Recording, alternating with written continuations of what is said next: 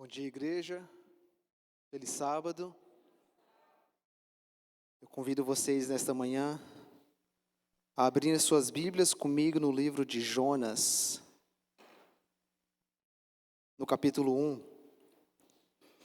E ao vocês estarem percorrendo pela palavra para achar o livro de Jonas, eu convido também que, neste momento, nós vamos entoar a Deus e pedir oração, porque Ele possa nos abençoar a leitura da tua palavra, e que vocês estejam orando por mim, que vou estar sendo o verso, o vaso de transporte, mas que vocês também possam orar por vocês para receber a palavra que Deus tem nesta manhã para conosco. Eu vou me ajoelhar, mas vocês podem se manter sentados, e estamos indo para o livro de Jonas.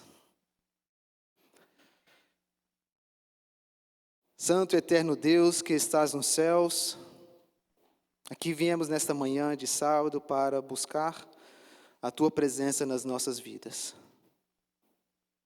O Senhor, através da loucura da pregação, tem levado a Tua mensagem para os Teus ouvintes, para o Teu povo. Pai, nesta manhã eu peço para que o Senhor possa quebrantar esse vaso que simplesmente vai conduzir a Tua palavra, mas que o Teu Espírito realmente possa ser o que estará falando aqui nesta manhã, Pai. E peço que o Senhor possa também abrir os nossos corações para sermos um solo fértil, onde a Tua palavra possa cair e produzir frutos para a honra e glória do Teu santo nome. Esteja conosco, nos guie nestes próximos momentos na Tua palavra, e que possamos reconhecer qual é a nossa missão aqui nesta terra. Pedimos essas bênçãos em nome do Seu Filho Jesus. Amém.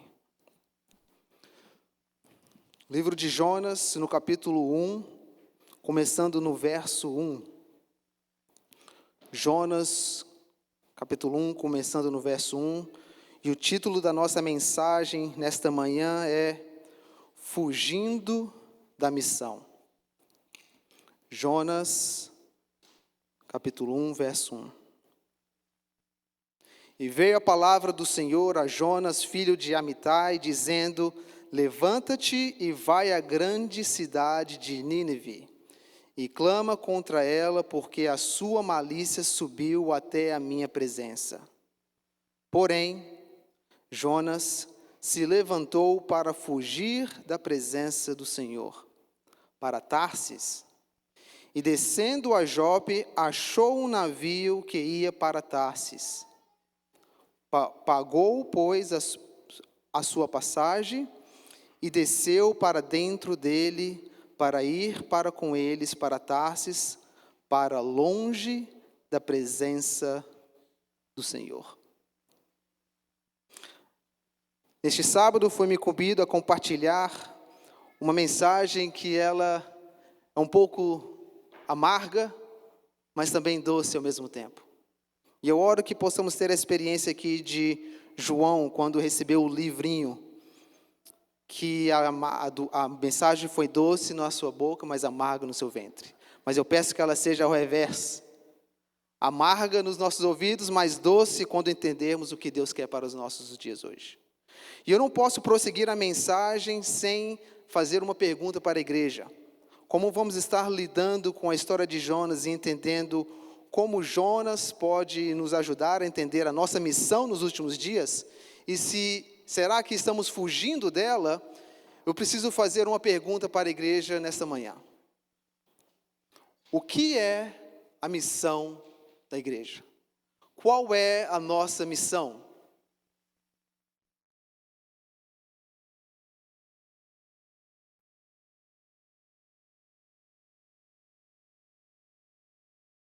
Amém. Mais alguém? Qual é a nossa missão? Não tenham vergonha, irmãos, podem falar, eu preciso da participação de vocês. Pregar o Evangelho. Mais alguém? Espalhar o amor de Jesus. Parece que eu vejo que talvez temos um pouco de dificuldade de não entendermos qual é a missão? Espero que não seja, mas para que fique claro, eu convido vocês a ouvirem o seguinte texto, que se encontra no livro Testemunhos para a Igreja,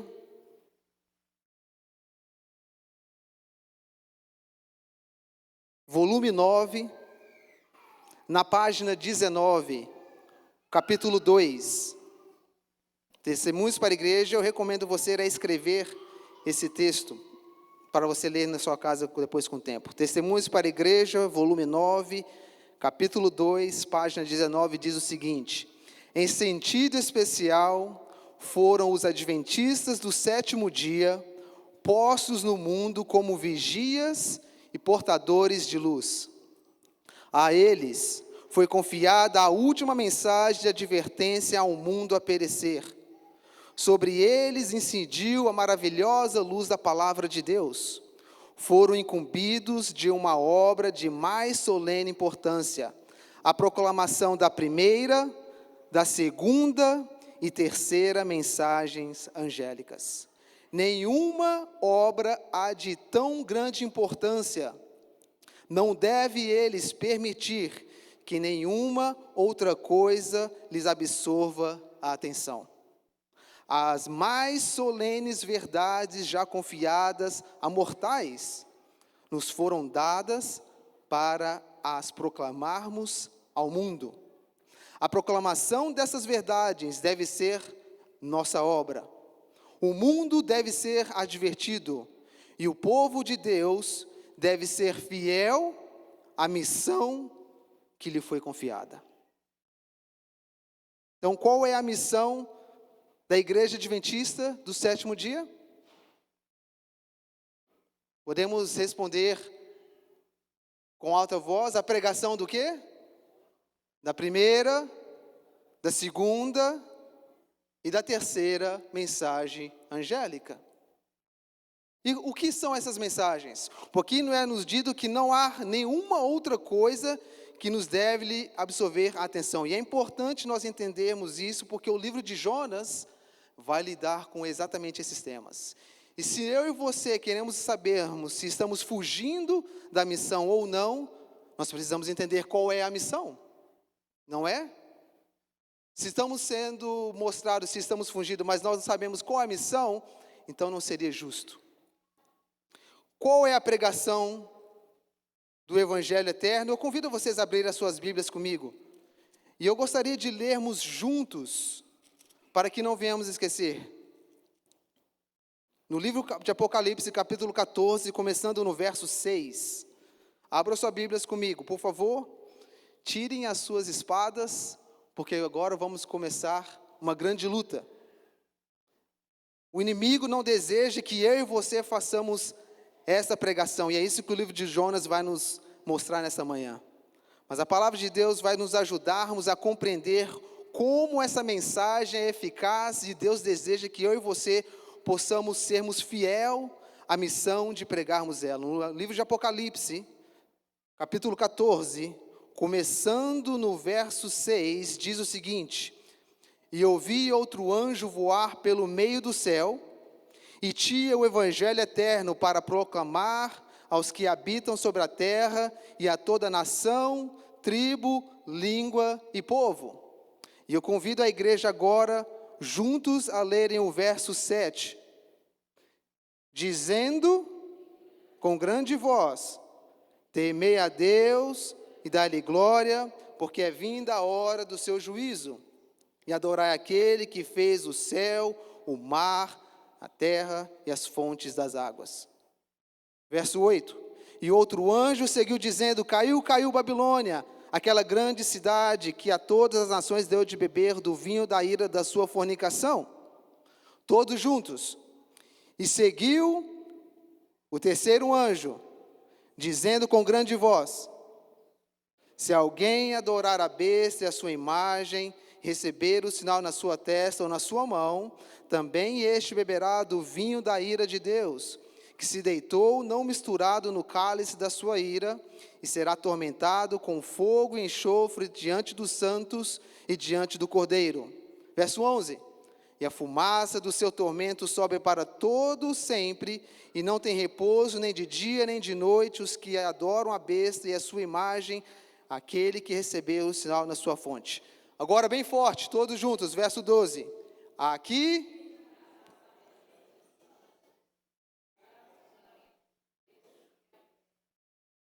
Amém. Se você é adventista do sétimo dia hoje, ou é um visitante e está aqui pela primeira vez, o propósito dessa igreja foi levantada para pregar essas mensagens.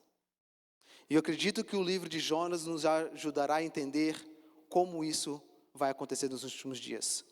Volte comigo no livro de Jonas, no capítulo 1.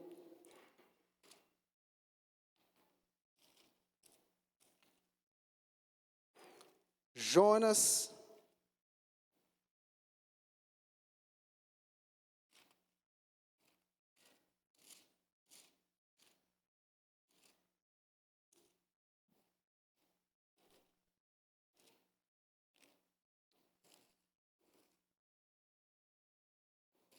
um livro bem pequeno, mas difícil de achar. Vou dar um tempo até vocês encontrarem. Eu também tive dificuldade. Um livro pequeno, mas cheio de grandes verdades. Jonas capítulo 1. Com isso em mente agora, entendendo qual é a nossa missão, que é a pregação das 3 mensagens angélicas, vamos percorrer alguns textos do livro de Jonas e entendermos se Jonas talvez seja um possível adventista do sétimo dia. Será que ele ilustra o que estará acontecendo nos últimos dias? E antes de ler Jonas, escreva na sua Bíblia ou num papel, ou lembre em 1 Coríntios, capítulo 10, verso... 1 Coríntios capítulo 10, verso... Eu vou ter que ir lá, para não falar sem saber. Vocês podem manter em Jonas, mas é um princípio bíblico que eu quero que nós tenhamos em mente.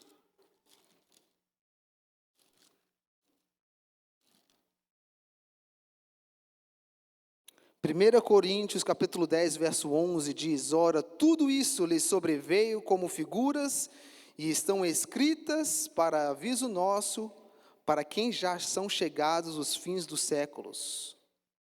Todas as histórias da Bíblia estão escritas para revelar o que irá acontecer nos últimos dias. Então, se nós temos a pregação do Evangelho eterno, e se o Evangelho é eterno, nós devemos ver o Evangelho no livro de Jonas. E essa é a nossa intenção nessa manhã. Jonas 1:1 diz que veio a palavra do Senhor a Jonas e diz para ele levantar e vai à grande cidade de Nínive e clama contra ela porque a sua malícia subiu muito grande. Quando olhamos o nome de Jonas, interessantemente, o nome de Jonas significa pomba. Pomba é um pássaro. Quando eu vejo o nome de Jonas com o significado de pomba, quando você pensa em pomba, o que você lembra nas Escrituras? Do quê? Do Espírito Santo. Quando Jesus foi batizado, o Espírito Santo desceu como uma pomba. Jonas tem um nome significa pomba. Isso me faz ver que todos nós somos enviados pelo poder do Espírito Santo. E Jonas de tal forma também foi. E ele foi mandado para uma grande cidade, a cidade de Nínive. A cidade de Nínive foi uma cidade construída logo após a queda da Torre de Babel. Ficava ali próximo a essa região, a região da Síria. E a cidade de Nínive, como a palavra de Deus diz aqui, tinha crescido muito a sua malícia. E um dos deuses, ou o deus principal, que se era adorado na cidade de Nínive, ou os ninivitas adoraram, era a deusa Ishtar. Alguém já ouviu falar? Ishtar. Em algumas outras nações é a mesma deusa, mas ela tem nomes diferentes.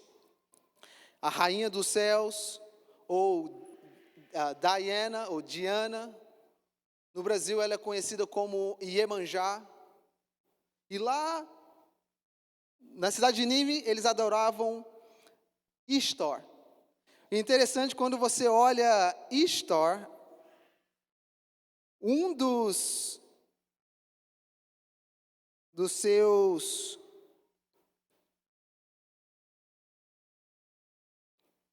das suas formas ou demonstrações que ela representava de animais, também era uma pomba.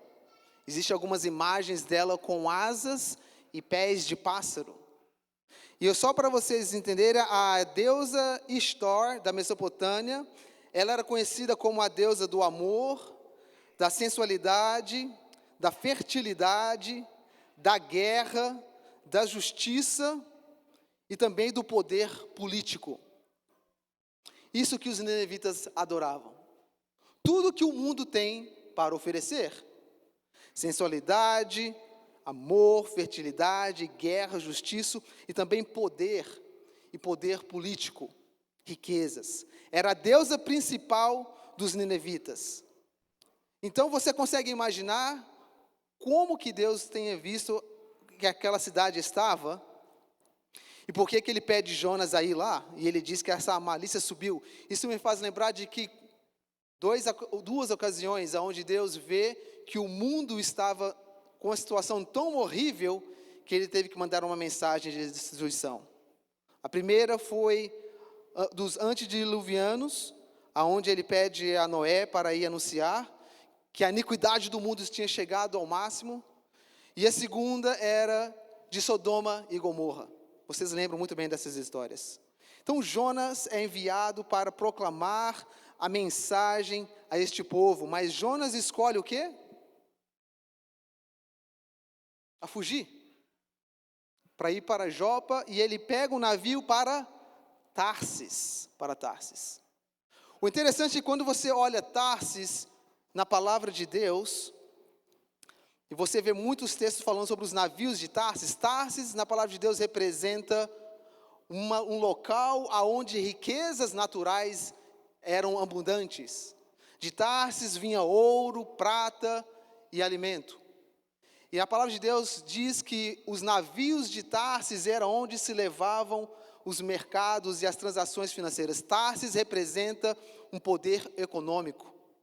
Algo onde você pode se estabelecer fisicamente, ter um local rico, e você tem uma condição financeira estável. E foi para lá que Jonas decidiu fugir. E isso me faz lembrar que nós temos a mensagem de levarmos, a missão de levarmos a mensagem dos três anjos ao mundo que está a perecer, que somente pensa em amor, e guerra, e violência. E para essas pessoas nós devemos levar, mas muitas vezes nós estamos preocupados em somente do nosso bem. Esquecemos da missão de levarmos a mensagem ao mundo e focamos mais em como podemos arrecadarmos fundos para garantirmos a nossa casinha lá na nossa cidade, lá no campo, termos a nossa conta bancária cheia e termos a nossa aposentadoria garantida. E esquecemos que fomos colocados no mundo não para buscarmos as coisas desse mundo, mas buscais primeiro o reino de Deus, e todas as vossas outras coisas serão acrescentadas. Jonas, ele inverte, ele acha que ele tem que agora, aquelas pessoas não mereciam ouvir a mensagem de Deus. Ele ia gastar tempo dele, ele ia perder o tempo dele indo para a cidade. Aquelas pessoas já estavam numa corrupção tão grande que não havia salvação para elas. Assim pensava Jonas. Então ele decide o quê? Vou para o campo, vou para onde eu possa descansar, vou fugir da destruição dessas cidades, porque eu sei que o julgamento de Deus vai vir ali e vai destruir eles. E se eu for lá, talvez eu possa ser até morto. Porque é muito violento, é muito perigoso. Por que eu vou nessas cidades? Jonas foge, e a palavra de Deus diz que ele entra nesse barco, vai para Tarsis, e algo tremendo acontece aqui. Ao Jonas entrar no barco, ele desce para o porão do barco e ele vai dormir. O mensageiro de Deus, que tinha o empenho de levar a mensagem ao mundo, entra e está dormindo no barco. E o interessante é que ao ele estar dormindo, uma grande agitação começa a acontecer do lado de fora. Uma grande tempestade começa a vir sobre os marinheiros. E o barco é sacudido de um lado para o outro, uma tempestade acontecendo, e Jonas o quê? Dormindo. Isso me faz lembrar, será que eu e você estamos dentro da igreja dormindo, enquanto os sinais lá fora do mundo estão mostrando que o mundo está próximo a acabar?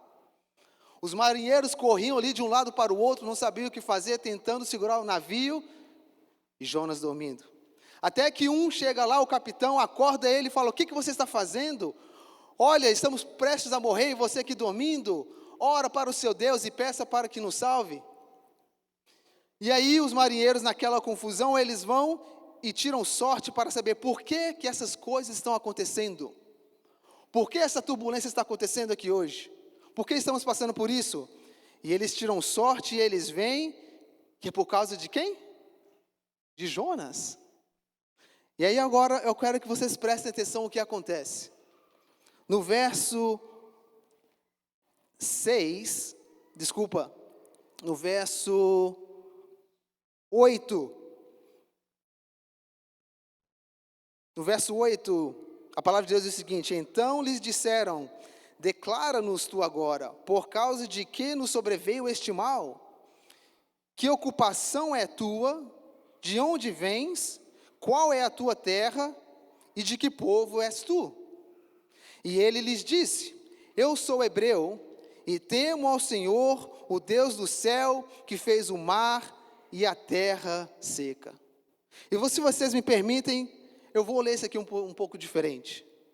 Ao ler isso aqui, eu lembro e eu consigo ver Jonas dizendo: eu sou adventista do sétimo dia, aquele que crê na primeira mensagem angélica que diz: temei a Deus e dai-lhe glória, porque é vinda a hora do seu juízo, e adorai aquele que fez o céu, o mar e a terra e a fonte das águas. Jonas declara a primeira mensagem angélica aqui para aqueles marinheiros. E ao eles verem aquilo, eles se entendem de temor e perguntam: por que você fez isso conosco? E ali tentam de alguma forma remediar a situação, tentam levar o barco, e a sacudidura dentro ali era tremenda e eles não conseguiam fazer que aquilo melhorasse. Então Jonas, no seu pensamento egoísta ainda, diz: me jogue para o mar. Se vocês querem resolver esse problema, é por minha culpa, me atirem, e eu creio que isso vai parar. E assim eles fazem, mas eles fazem com um grande temor, e ali eles pedem a Deus perdão pelo que eles vão fazer, e atiram Jonas no mar. E fica mais interessante ainda quando nós lemos o verso 14. Após eles terem lançado Jonas no mar, veja o que acontece, no verso 14. Então clamaram ao Senhor e disseram: Senhor, nós te rogamos que não pereçamos por causa da alma deste homem, e que não ponha sobre nós o sangue inocente, porque tu, Senhor, o fizeste como te aprovei. E levantaram a Jonas e o lançaram no mar, e cessou o mar a sua fúria. Verso 16. E temeram, pois, estes homens ao Senhor, e grande temor, e ofereceram sacrifício ao Senhor, e fizeram votos. Que interessante, ao Jonas declarar simplesmente a mensagem direta do primeiro anjo, esses homens o quê? Se converteram. Eles temeram a Deus. Eles foram tocados pela mensagem. E eu vejo que muitas vezes o nosso problema na igreja é pensarmos de alguma forma como devemos declarar a mensagem, mas buscamos vários meios, menos aquele de declarar a mensagem direta, a mensagem que nos foi mandada. A primeira, a segunda e a terceira mensagem. Simplesmente ele diz a mensagem e esses homens viram. E aí agora nós vemos que Jonas, além dele não somente agora proclamar a mensagem, ele se dizia um proclamador da mensagem do primeiro anjo, que teme a Deus, o Deus que fez o céu e a terra, ele agora passa pela experiência do que significa temer a Deus e dar-lhe glória.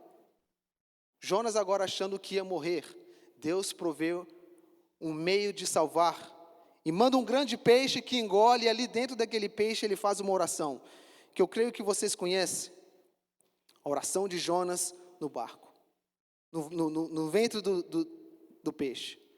E a Bíblia diz que Jonas passou ali por 3 dias, e Jonas passa por uma experiência de arrependimento. E se é algo que eu e você precisamos entender, o que a primeira mensagem angélica nos ensina, é isso. A primeira mensagem angélica nos ensina que nós devemos nos arrepender.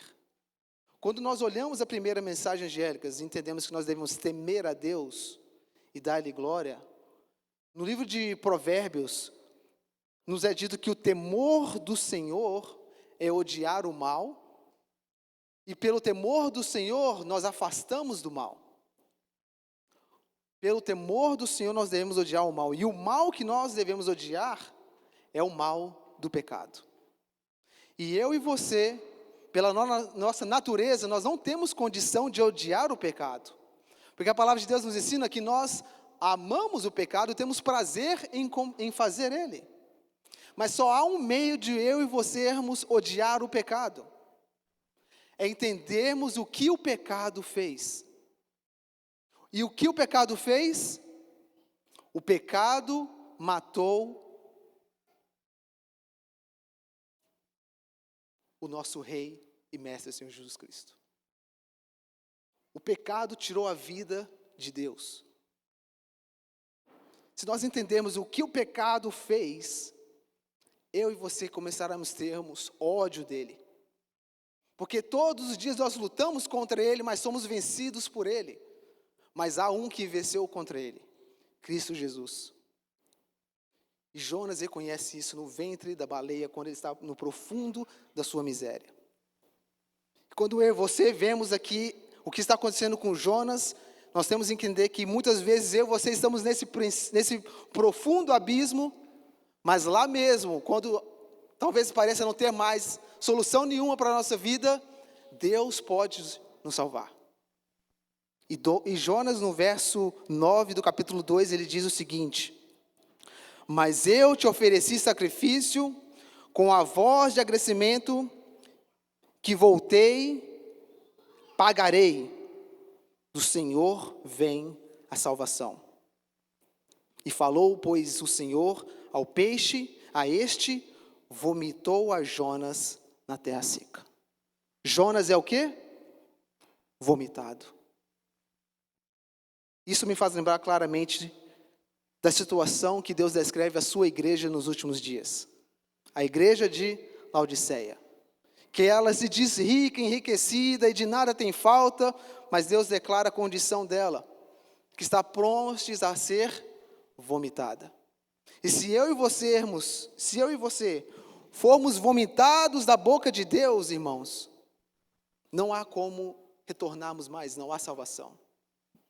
Então eu oro para que nós possamos sermos vomitados da boca do peixe, como foi Jonas, reconhecendo os nossos erros, reconhecendo as nossas falhas, e vemos que Deus ainda pode trabalhar por nós. Deus pode operar um milagre. E Jonas faz um voto, e ele volta para pregar a mensagem. Ele chega em Nínive, no capítulo 3,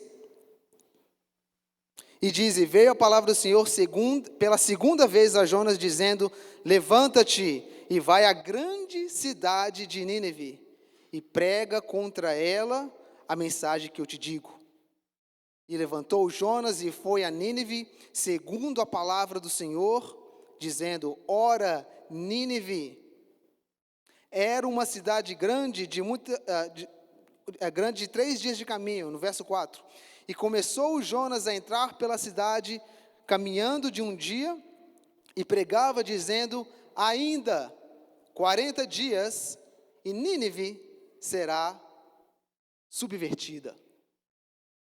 Ainda 40 dias e Nínive será subvertida. Uma mensagem curta e objetiva. Em 40 dias, Nínive seria destruída. A palavra subvertida significa ser jogada por terra, derrubada. Jonas anuncia que Nínive estava próximo a cair. Nínive, por ter bebido da fornicação, dos prazeres do mundo, estava próximo a ser derrubada se eles não arrependessem. Isso nos faz lembrar do quê? Da segunda mensagem angélica, que diz o quê? Caiu, caiu Babilônia, que deu de beber da fornicação do seu vinho a todas as nações do mundo. Jonas anuncia a segunda mensagem angélica. E o que acontece?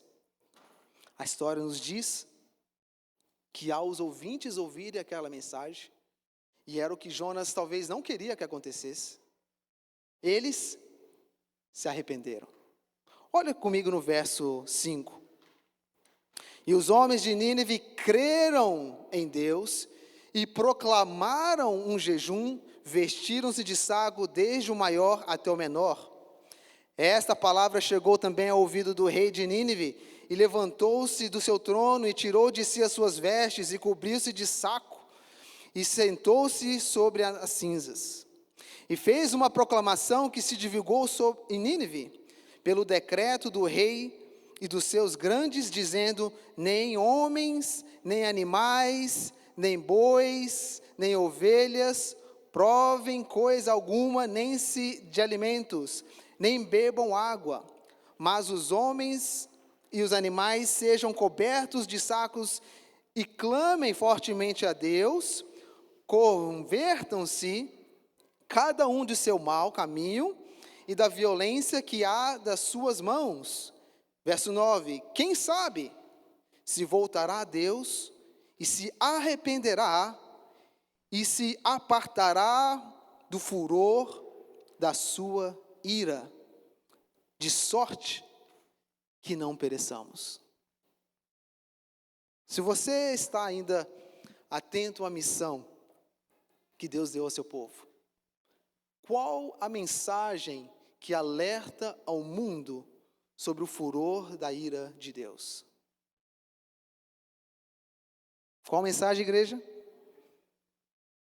Que acabamos de ler aqui no começo, todos juntos, que diz que não adorem a imagem, não recebam nem seu selo, senão eles irão receber o quê? Vamos lá, parece que a igreja esqueceu. Vamos lá em Apocalipse. Nós não podemos perder, nós não podemos esquecer disso, irmãos. Essa é a nossa missão. Apocalipse capítulo 14, no verso 11. E a fumaça do seu tormento, verso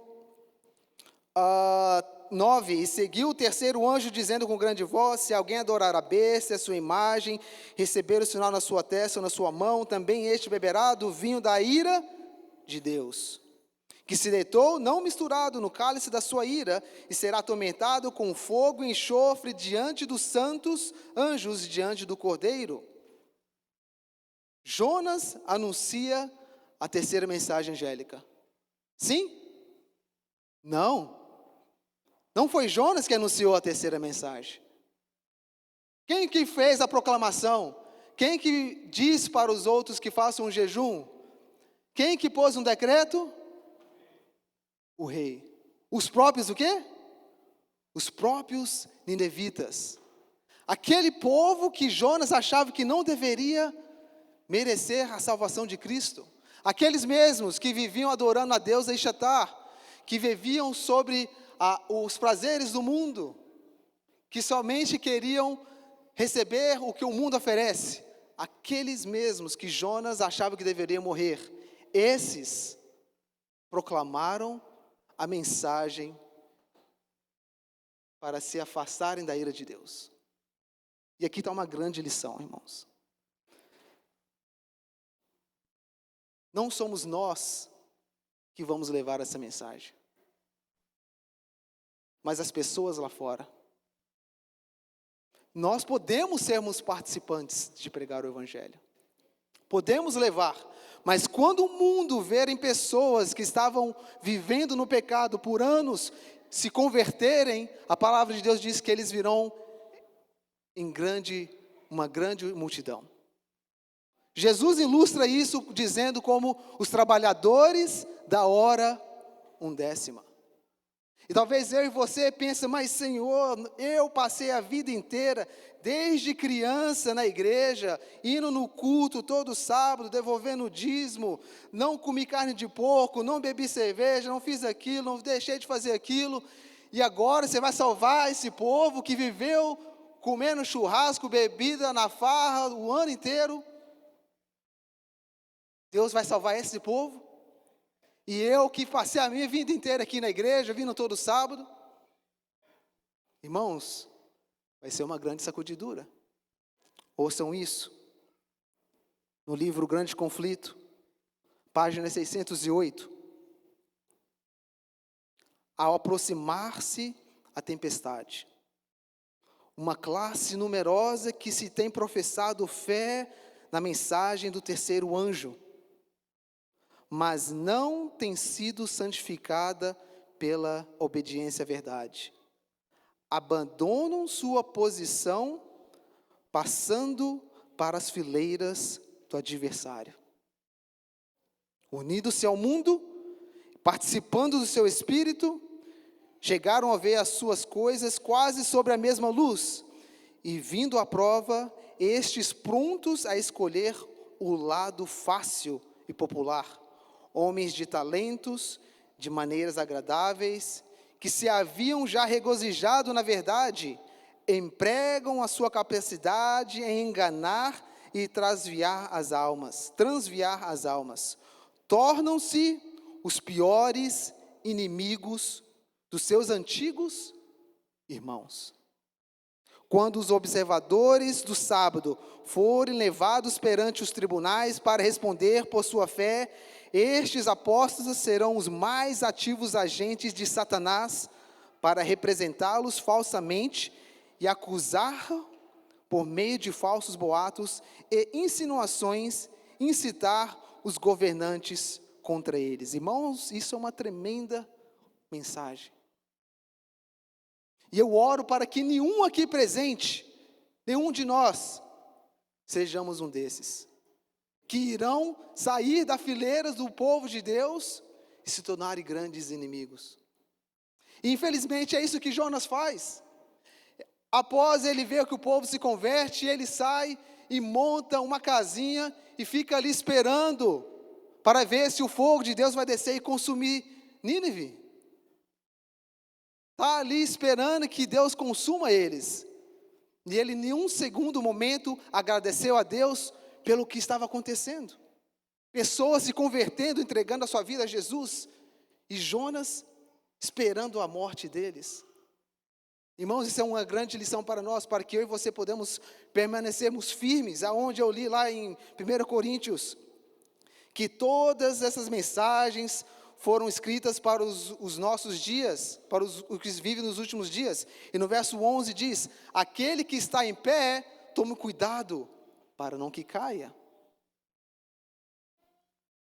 Jonas, infelizmente, não sabemos o que acontece com ele. A história termina, ele revoltado, querendo a morte, porque Deus operou um milagre e converteu pessoas, e o livro termina sem simplesmente nos dizer o que aconteceu com Jonas.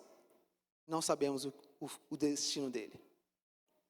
Isso me faz lembrar da igreja de Laodiceia, onde Deus oferece 3 remédios para ela comprar.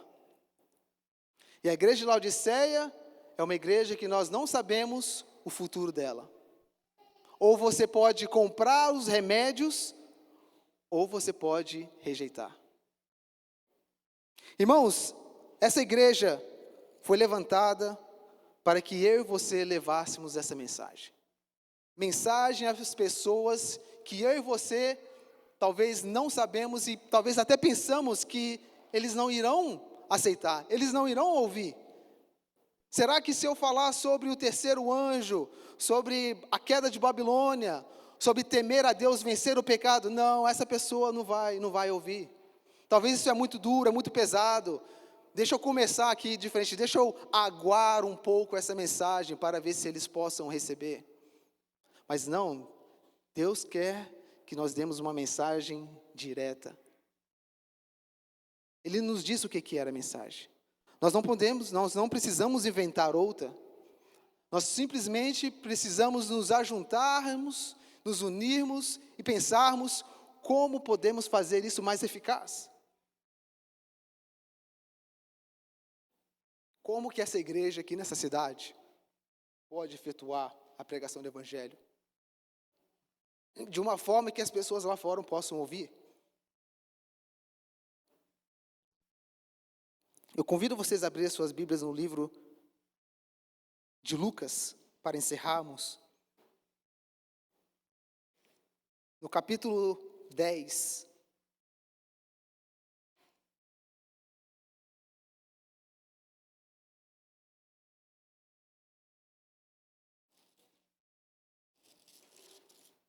Lucas, capítulo 10.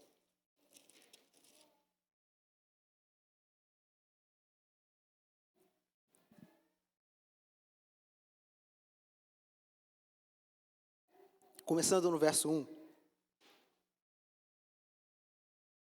E depois disto designou o Senhor ainda outros 70, e mandou-os adiante da sua face, de 2 em 2, a todas as cidades, em lugares aonde ele havia de ir. E dizia-lhes: grande é, em verdade, a seara, mas os obreiros são poucos. Rogai, pois, ao Senhor da seara que envie obreiros para a seara. Ide, eis que vos mando como cordeiros aos meios de lobos. Não leveis bolsas, nem alforjes, nem alparcas, e ninguém saudeis pelo caminho. Em qualquer casa onde entrares, dizei primeiro: paz seja nesta casa. E se ali houver algum filho de paz, repousará sobre ele, e a vossa paz. Se não, voltará para vós.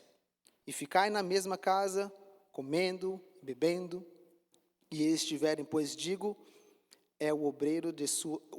o digno é o obreiro do seu salário, e não andeis de casa em casa. Verso 8. Em qualquer cidade em que entrares, vos receberem, comei do que vos é oferecido. Verso 9. E curai os enfermos que nela houver, e dizei-lhes: é chegado a vós o reino de Deus. Jesus dá essa missão aos 70, que se estende a nós hoje. Anunciar o reino de Deus. Essa é a nossa missão. E o reino de Deus deve ser anunciado hoje com a pregação da primeira, segunda e terceira mensagem angélica. Que nós não venhamos confundir e buscar os reinos deste mundo, buscar os prazeres deste mundo, mas buscai primeiro o reino de Deus e toda a sua justiça, e todas as outras coisas nos serão acrescentadas. Que possamos ter em mente que a nossa missão aqui, neste mundo, não é nada mais, nada menos de levar essa mensagem. Se você está aqui nessa igreja hoje, como membro ou como visitante, Deus está te chamando para ser um soldado de Cristo nessa guerra no mundo lá fora.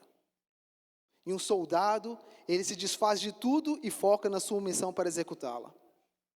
Que possamos ter a missão viva em nossa mente e que Jonas possa ser um exemplo para que nós não venhamos fazer como ele fez, mas fazemos diferente. Sermos diferentes da história de Jonas. E que o nosso fim possa ser aquele onde Deus possa abrir as portas e dizer: venha, entrai comigo, porque eu te conheço. Convido a igreja nesse momento a ficar de pé e vamos encerrar com uma oração.